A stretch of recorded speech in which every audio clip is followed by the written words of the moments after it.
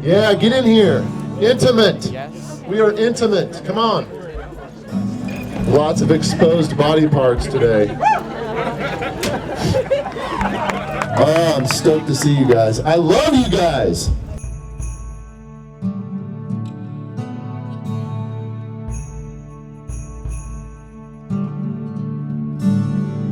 I'm not solely to blame for Horseshoe Hell.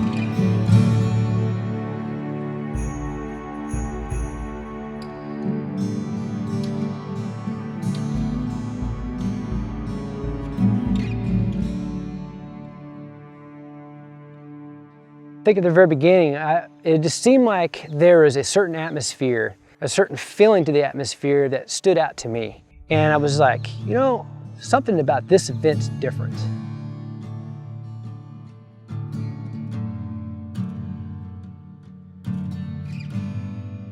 At first, when you think about it, the human body shouldn't be able to do something like that. That's the first thing that goes through your head, you know, how the heck am I going to be able to climb that much? But you somehow do it.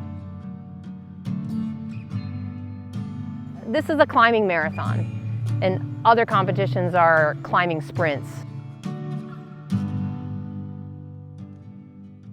Usually most competitions don't go for that long. I don't know any that go for that long. Grandfather of endurance competitions. For me, it's the culmination of everything that climbing is. So the community, the people that you meet, the people that you spend your lives around. Well, there's no place else that I know of in the world that you can have that. You know, vaulted routes at 5.5, which you find almost nowhere else in the world. It has a huge concentration of routes. It's unique. You really can't have this anywhere else.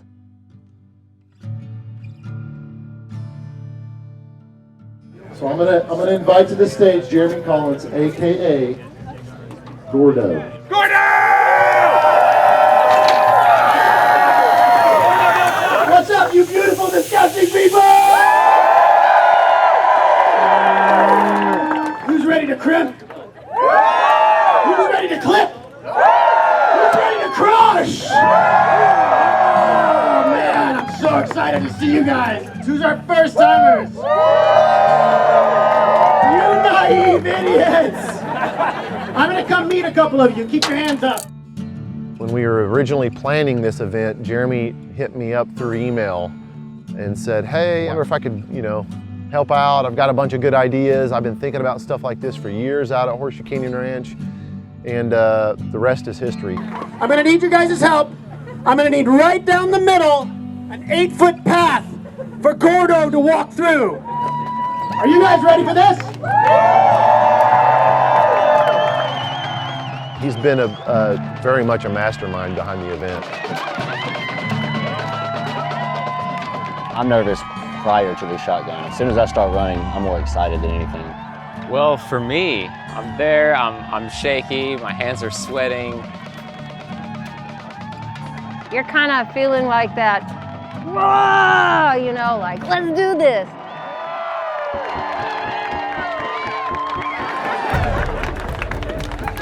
Okay, you guys, you know what time it is. Get with your partner. Raise your right hand and look into each other's souls. Repeat after me. Partner. Before this crowd of idiots. I do solemnly swear. To hold fast thine rope.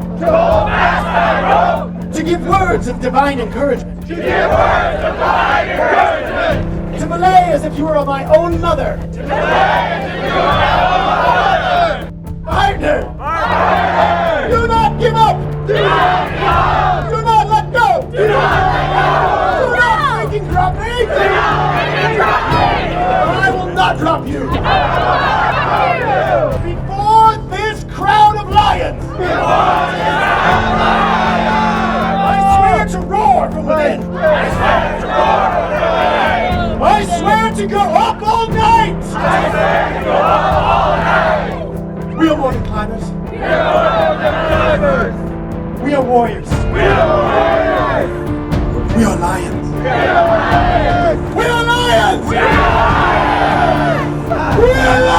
to the field of lions!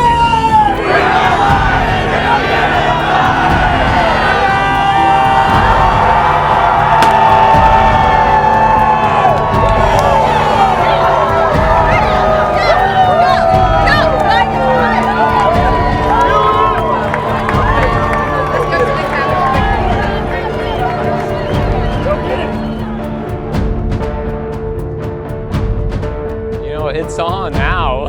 You know, there's no more doubt. Early 2006, me and a couple buddies were out here, and we were just out cragging one day, and somebody came up with the wild idea of, man, we should see how many of these routes we could do in a day. It kind of just snowballed, and the next thing we know, we're talking about, how many routes do you think we could do in 24 hours? Let's invite all our buddies out here, see who can climb for 24 hours, and that's how it was born.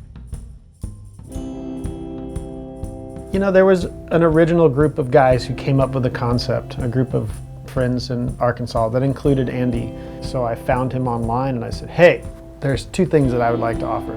Let me help you figure out the rules and how it works, the scoring and everything, and then also help you find brands to sponsor it so you have prizes. I've been involved ever since. There has been a strong evolution with 24 Hours of Horseshoe Hell over the years. I mean, we started very, very simple. There might have been like a little over 150 routes out here, something like that. Now we probably have close to 500 established routes on the ranch.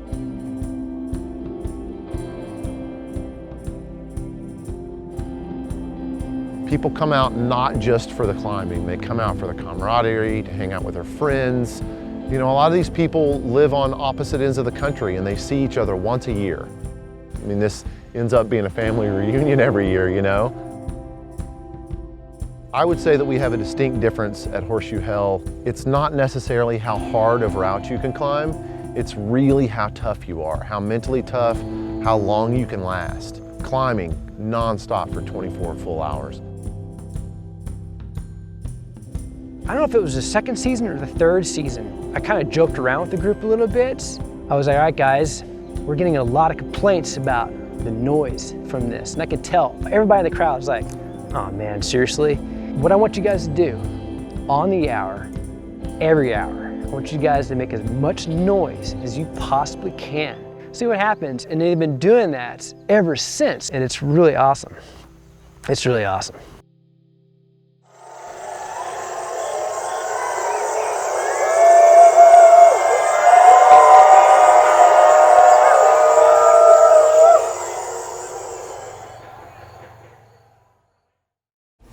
See, this is 26 for you then?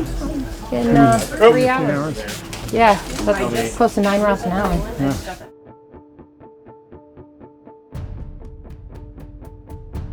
You hit the ground, we each have a job to do. I'm untying the knot, she's pulling the rope, you know, I'm getting ready to go, I tie in, I start climbing. Everybody has a job to do, and then you move on. And there's not even a lot of talking about it, you're just doing.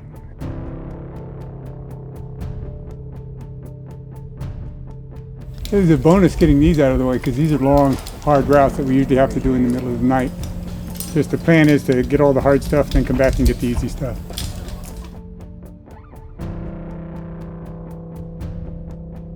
Yeah, it's a completely different kind of climbing than you would do on a regular climbing day. It's a completely different style. Well, it's the volume. You go out and you'll climb. During this competition, you're hitting, most people hit over 100 routes.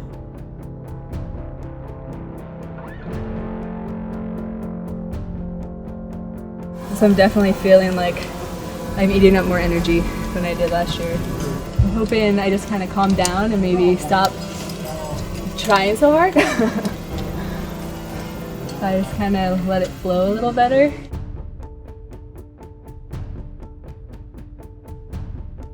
It's a competition in where you can set your own goals and push yourself, so you're more competing with yourself than with other people. You know, there's so much you can do with a competition.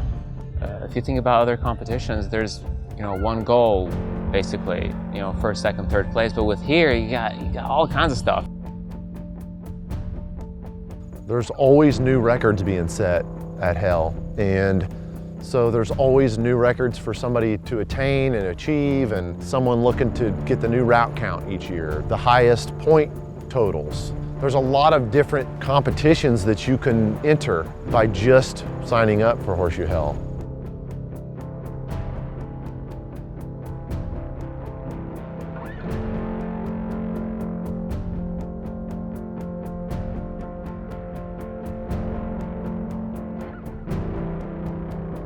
I've got 57. I had 56 at 8 hours.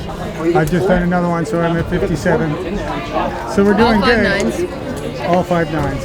Once we hit my goal, she's going to be climbing and I'm going to be belaying.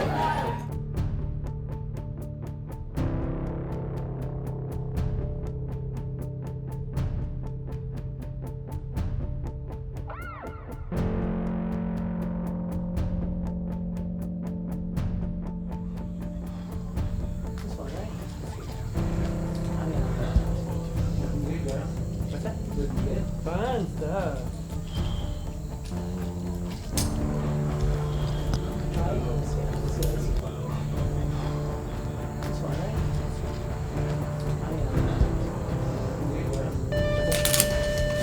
Gotcha.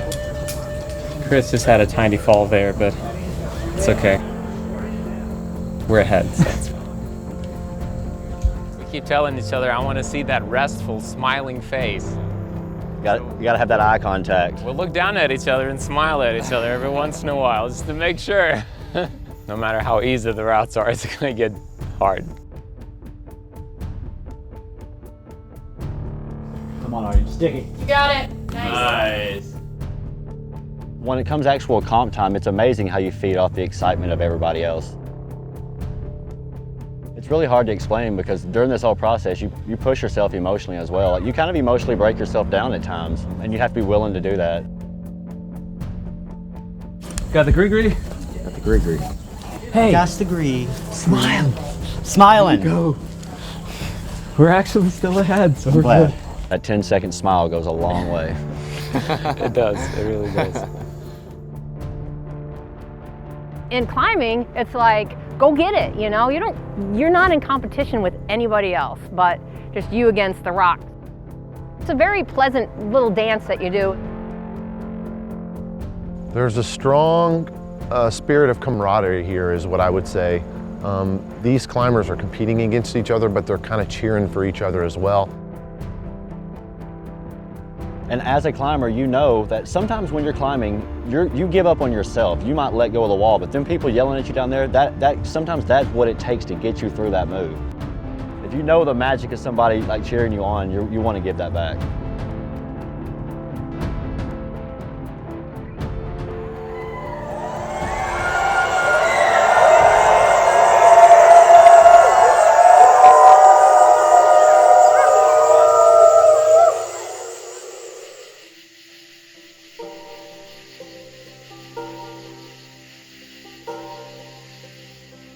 I think having a plan, and if you've prepared well, being able to complete that plan really relies on the middle section of the night. I know for a fact that I'm going to bonk somewhere, between midnight and 4 a.m. I just know it's coming, so it's preparing for that mentally, knowing this is going to happen, accept it, and adapt to it. That's how it's going. Ow. Jer, how are you? Stop sticking your fingers in my mouth and they won't hurt so bad.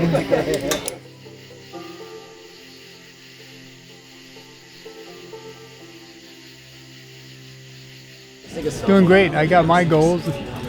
I did Where's the airplane? 84 5.9s. Now I'm just filling in to get my 100. Got you. He made his goal at about 1 o'clock in the morning and I was still just at 50 routes. So now I think I'll be a pretty legitimate belay slave if I can crank out another 50 routes before the end of this comp, and he can get his 100. We'll both have 100. We're making it happen. We're getting there. It's gonna happen.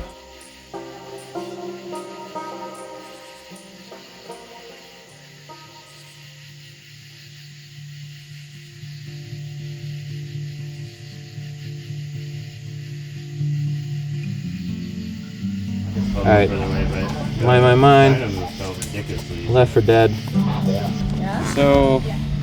Really good. Turn up a little bit. I am. Feeling good though. I am here. So we're more than an hour ahead. Dude, worked. Cramping through the forearms. I had a crazy cramp in my lat. Never felt that before. But spirits are high, man. That's what counts.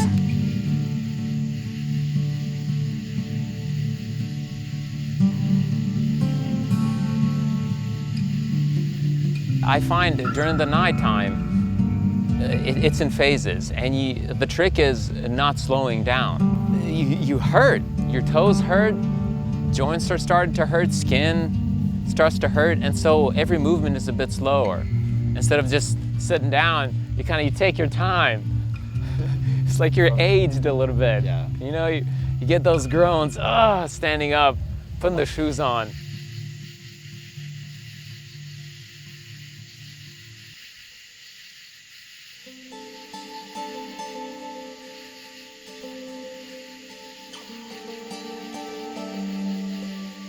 You feeling good? No. No. No. I backed off one of my climbs earlier, and then I pouted for a while.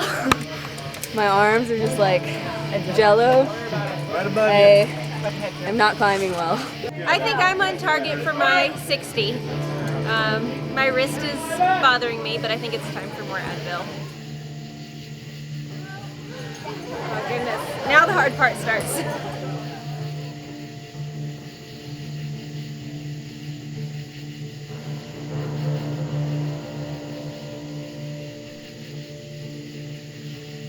By 12 hours in, you know whether you're kind of like ahead of your pace. Typically, by evening, we're usually going, we're doing all right. We're gonna do okay. We know we're gonna slow down overnight, but you know, we're gonna do okay. If I'm gonna fail on a route, it's gonna be at 3 o'clock in the morning. I've shed tears in this competition because you're tired, you're exhausted, and you just failed on a route that you've done a million times in your sleep.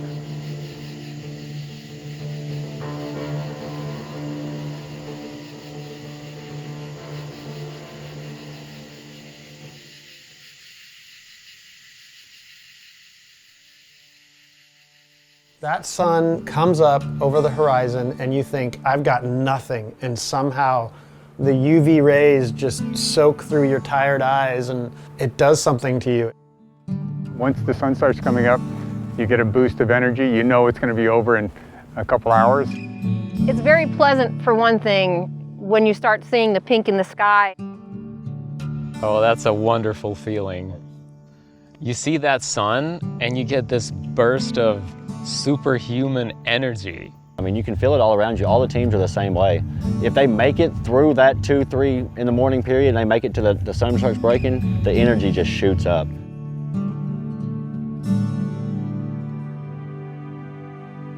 We pretty much know we're going to reach our goals. We're going to get 100 routes each. We only have 2 more hours. I have 98.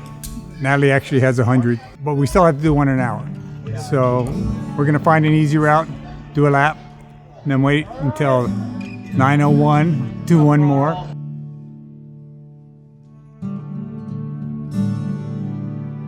Yeah, you see the finish line and you're just like, you don't care what hurts anymore. You just go, go, go. And usually the energy level at the end is really freaking high.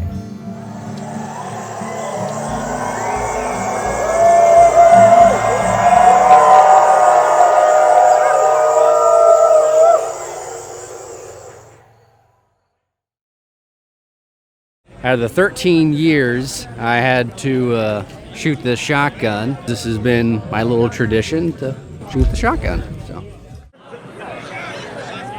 There it is.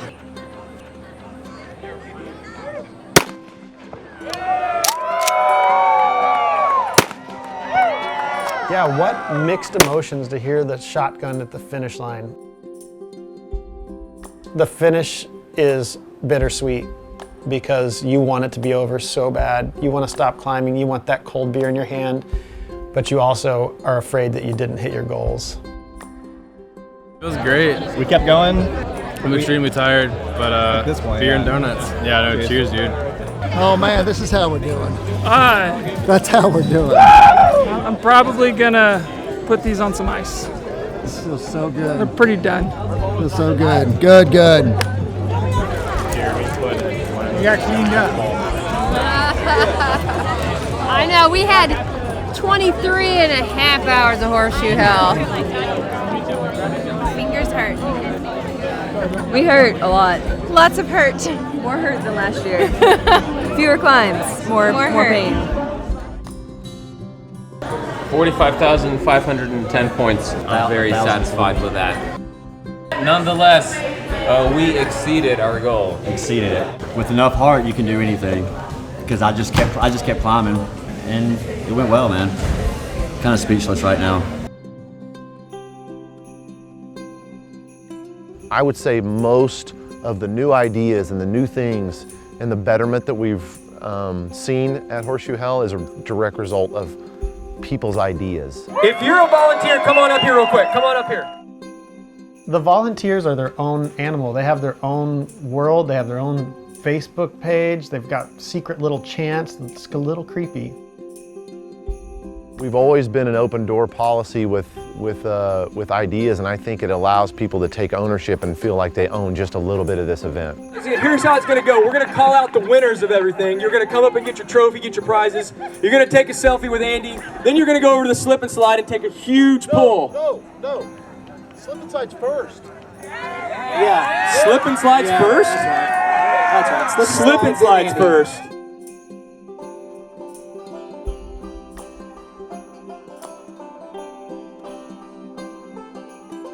I hate to sound complacent, but I think that I would love to see Horseshoe Hell stay Horseshoe Hell. I don't want to see Horseshoe Hell grow to the point where it's outgrown itself.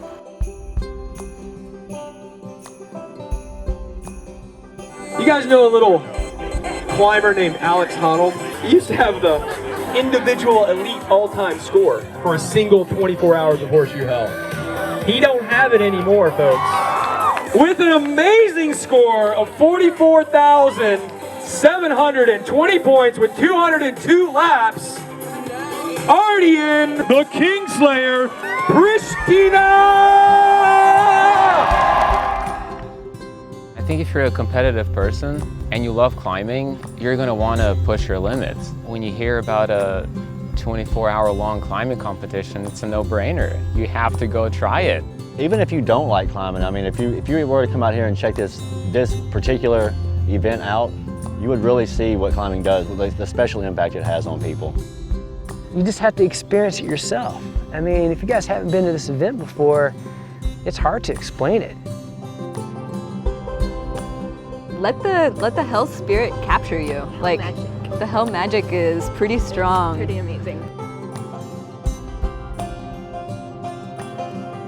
Most 5.9s climbed the legend, Mr. Dick Dower. Dick Dower, leather and lace. 84 5.9s climbed with a score of 11,210. Really are happy to have Andy, Justine, who started this whole thing, and Jeremy Collins, and Amy and Barry that own the ranch. Just really appreciate it because it's been a huge part of our life. You know, it's how we met each other, so to speak, and how we got together, and why we're married now probably is all because of this competition.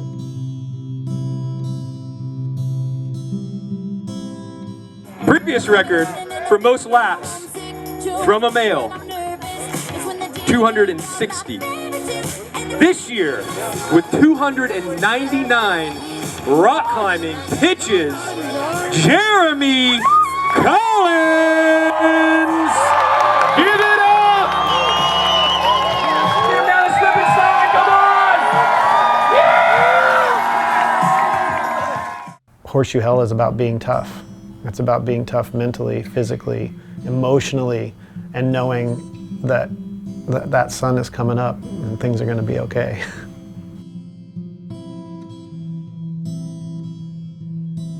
This is a place where you come and you push your limits as hard as you can. You see what you're made of, and I think people, they can feel proud of what they've accomplished, you know? It's like any passion, basically. If you love it enough, you'll keep on doing it. When you see what's going on here, you'll see why people come back. It's all about the climbers. It's about the participants that keep coming back year after year. I don't know why. It's pure punishment. You beat the crap out of yourself during this event. It's what it is. It's 24 hours of horseshoe hell. It's hell.